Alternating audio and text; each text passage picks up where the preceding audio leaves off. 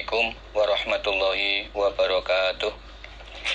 Alhamdulillahilladzi hadana lihadza wa ma kunna linahtadiya laula an hadanallah. Laqad ja'at rusul rabbina bil haqq wa nudu an tilkumul jannatu uristumuha bima kuntum ta'malun. Asyhadu an la ilaha illallah wahdahu la syarikalah wa asyhadu anna Muhammadar Rasulullah sallallahu alaihi wasallam wa ala alihi wa ashabihi amma ba'du. Para bapak, para ibu, para saudara jamaah yang kami hormati, alhamdulillah kita senantiasa menghaturkan puji syukur kehadirat Allah Subhanahu wa taala atas semua nikmat yang Allah anugerahkan kepada kita, terutama atas nikmat Allah yang berupa hidayah, sehingga kita bisa melaksanakan kewajiban beribadah kepada Allah sesuai dengan perintah Allah dan tuntunan Rasulullah SAW. Kemudian kita juga bersyukur kepada semua perantara hidayah Allah, mulai dari Rasulullah SAW, para sahabat, tabi'in, tabi'inat tabi'in, ulama ussolihin. Kita ucapkan alhamdulillah, jazahumullahu khairah. Para bapak, para ibu, para saudara jamaah sekalian, alhamdulillah kita sudah mengaji beberapa kitab himpunan hadis. Kita sudah mengkaji kitab Sifatil Jannah wan Nar yang menerangkan keadaan surga dan neraka sebagai tempat kehidupan manusia yang kekal abadi. Disitulah kita akan hidup untuk selamanya. Dan di dalam kita melaksanakan kewajiban beribadah kepada Allah ini, tidak lain tujuan dan niat kita adalah berharap rahmat Allah atau surga Allah dan takut atau menghindar dari siksaan Allah atau neraka Allah. Yarjuna rahmatahu wa yakhafuna azabah. Kemudian kita juga sudah mengkaji beberapa kewajiban-kewajiban dalam agama Islam. Yang pertama tentu saja sholat 5 waktu. Kita mengkaji kitabus sholah, kemudian sholatun nawafil, tentang sholat-sholat sunnah, kemudian juga doa yang kita baca baik dalam waktu sepertiga malam bersamaan dengan sholat lail ataupun doa-doa yang dibaca setelah sholat wajib, kemudian sampai sholat jenazah. Ya, kita selama hidup wajib mengerjakan sholat. Bila kita telah meninggal dunia, maka ada tuntunan bagi umat Islam untuk melaksanakan sholat jenazah, mendoakan kepada mayit yang telah berhasil menyelesaikan kewajibannya dengan disaksikan tetap dalam melaksanakan agamanya sampai akhir hayat. Kemudian kita mengkaji kewajiban puasa, khususnya puasa Ramadan dan puasa-puasa sunnah. Demikian juga dalam kitab Al-Haji dan Manasik kita sudah mengkaji hadis-hadis tentang pelaksanaan ibadah haji. Nah, saat ini kita akan mengkaji himpunan hadis Kitabul Ahkam, yaitu himpunan ini berisi beberapa dalil tentang hukum yang kita perlu ketahui di dalam agama Islam ini. Ini merupakan himpunan yang sangat terbatas. Hukum yang dicantumkan dalam kitab ini yang merupakan serba-serbi berbagai hukum.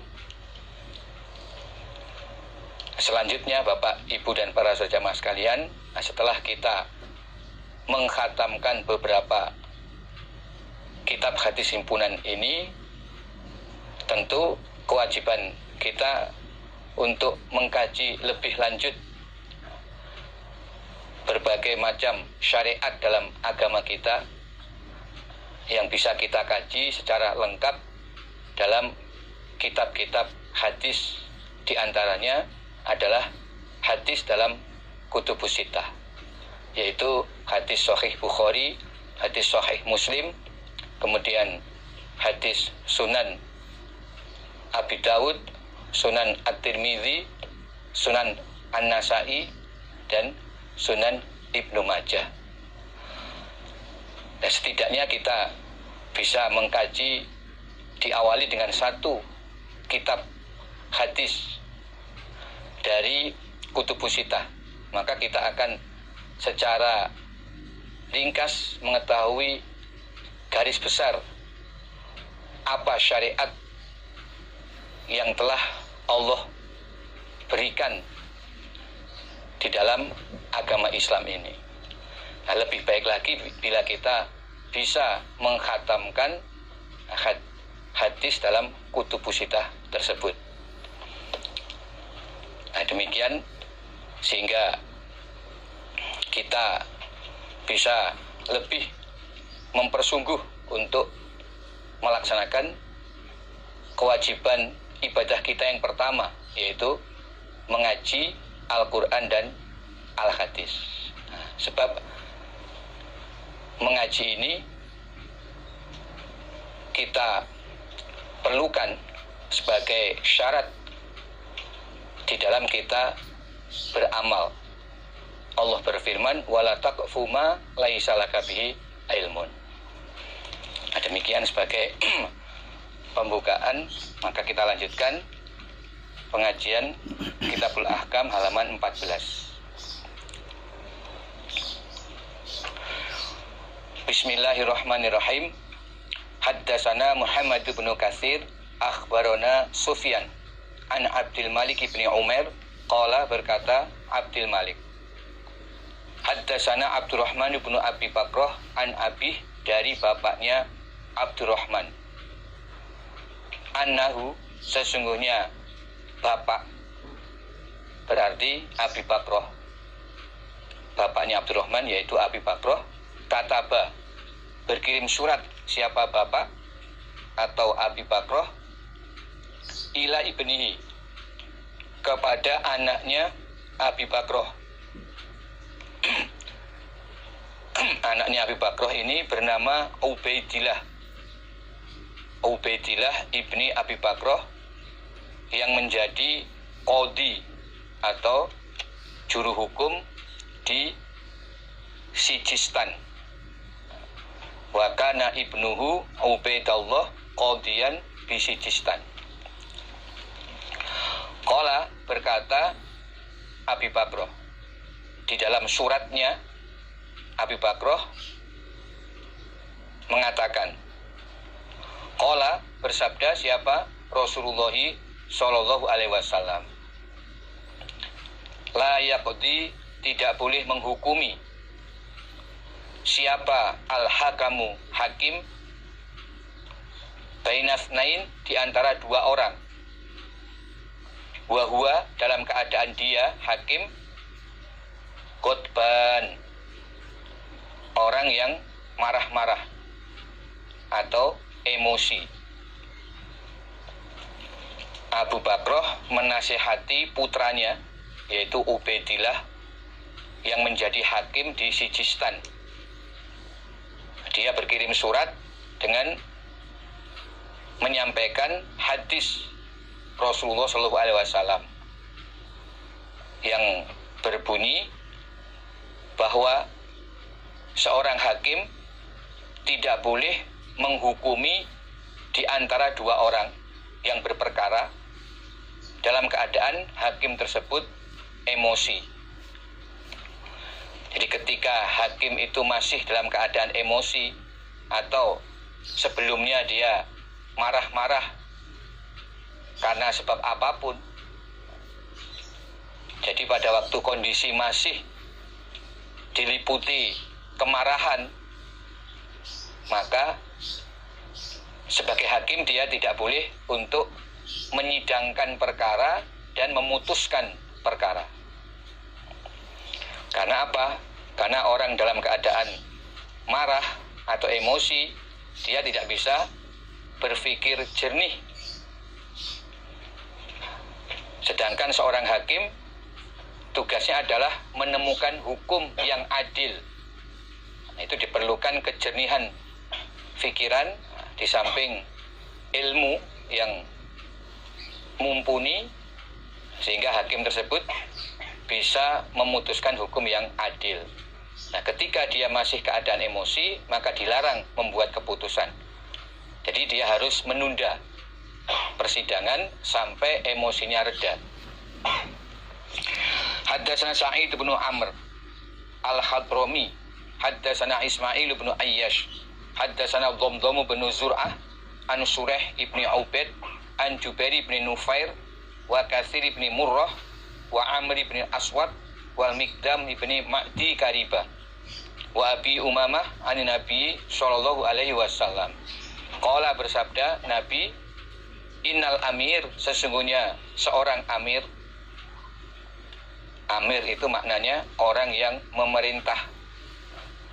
Jadi orang yang memang diberi wewenang untuk memerintah disebut amir, atau imam, atau sultan.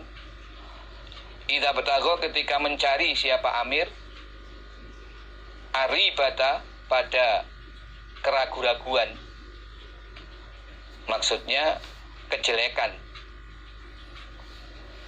finas, di kalangan manusia atau ru'yahnya, afsadahum, maka merusak siapa amir, hum, pada mereka, annas, atau ru'yah.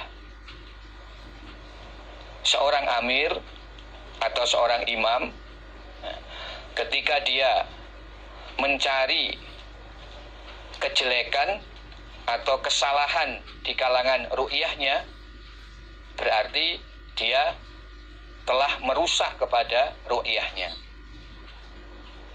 Di seorang amir atau imam, kalau selalu berusaha mencari kejelekan atau kesalahan-kesalahan dari ru'yah, berarti amir tersebut justru merusak kepada ru'yah. Karena apa? Ya, sesungguhnya tidak ada manusia yang tidak pernah berbuat salah. Ya, ketika seorang manusia berbuat salah, kalau kesalahannya itu tidak diketahui banyak orang,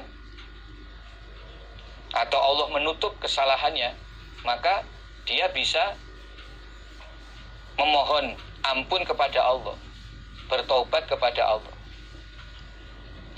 Dan di kalangan sesama orang iman juga diperintahkan untuk menutup kesalahan saudaranya.